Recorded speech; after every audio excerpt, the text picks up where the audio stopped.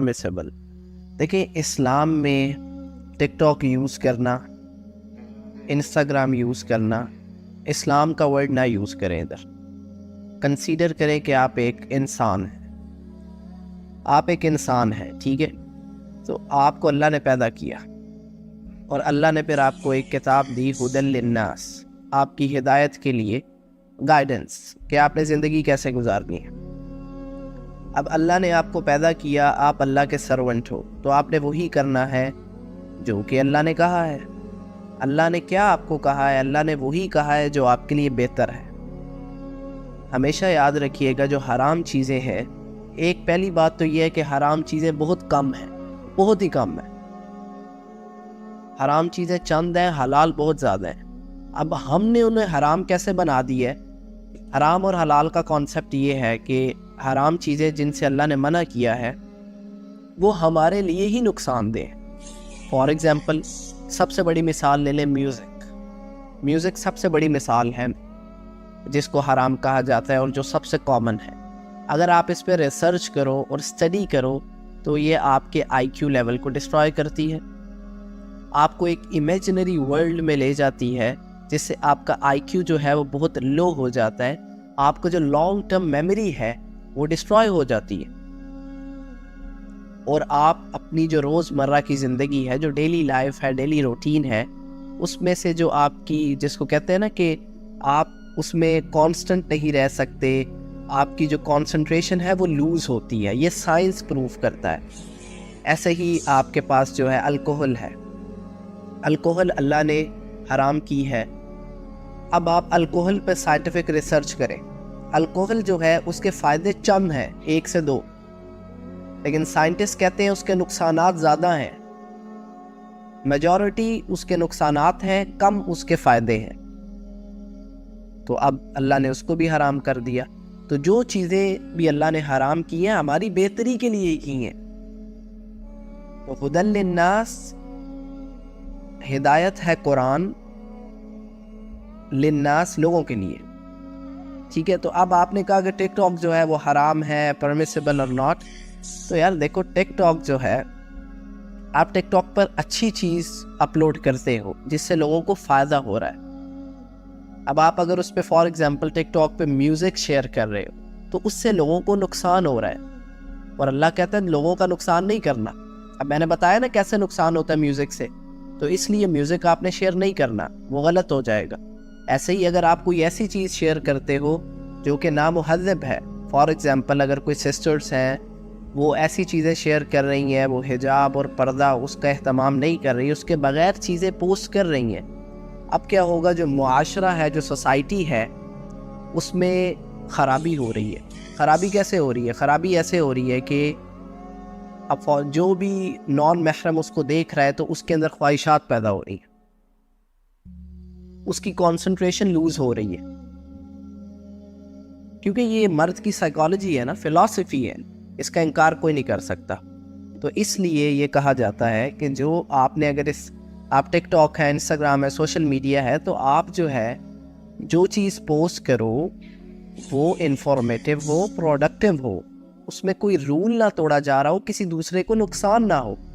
کسی دوسرے کو تو نقصان ہے، آپ کو بھی نقصان ہے.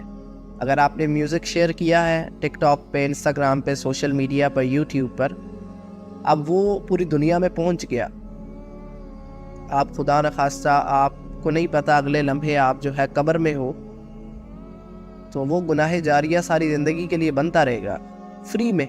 تو اس لیے جو ہے حلال ہے، سب کچھ حلال ہے، لیکن لمٹس میں رہ کے انسان کو اپنا بہتر اور اپنا نقصان جاننا چاہیے. اللہ نے، دیکھو اللہ بہت ہی سمپل کانسیپٹ ہے، عمیر بھائی بہت ہی سمپل کانسیپٹ ہے. یہ کوسچن جو آیا ہے حلال اور حرام کا، بہت ہی سمپل کانسیپٹ میں یہ سمجھتا ہوں کہ اللہ جس کے پاس اتنا علم ہے، دنیا کا سارا علم ہی اللہ کے پاس ہے، کیونکہ ان سب کو تخلیق کرنے والا ہی اللہ ہے. تو اللہ کیسے کوئی چیز سے منع کر سکتا ہے جو انسان کے لیے جو ہے وہ فائدہ مند نہ ہو؟ اللہ نے منع اس چیز سے ہی کیا ہے جو انسان کے لیے فائدہ نہیں ہے، نقصان ہے. یہ بات ہمیں سمجھ ہی نہیں آتی.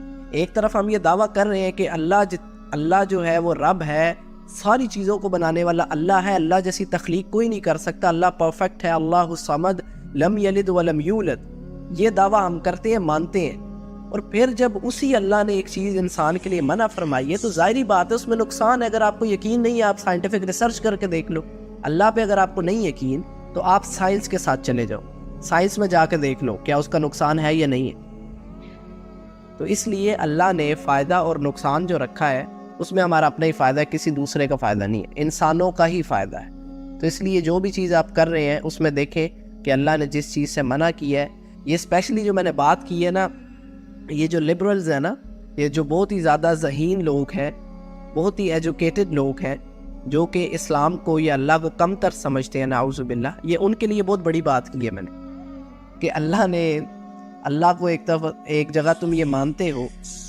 کافر بھی کہتا ہے کہ اللہ جیسا کوئی نہیں ہے، کافر نے آج تک میرے جیسا انسان کیوں نہیں بنا پایا؟ جتنی مرضی ترقی کر لے کافر جو ہے، وہ میرا ایک ہاتھ نہیں بنا پایا، ایک آنکھ نہیں بنا پایا، انسان جیسا کچھ نہیں بنا پایا، ایک کیڑا مکوڑا نہیں بنا پایا، قرآن کی ایک آیت نہیں لے کے آ پایا۔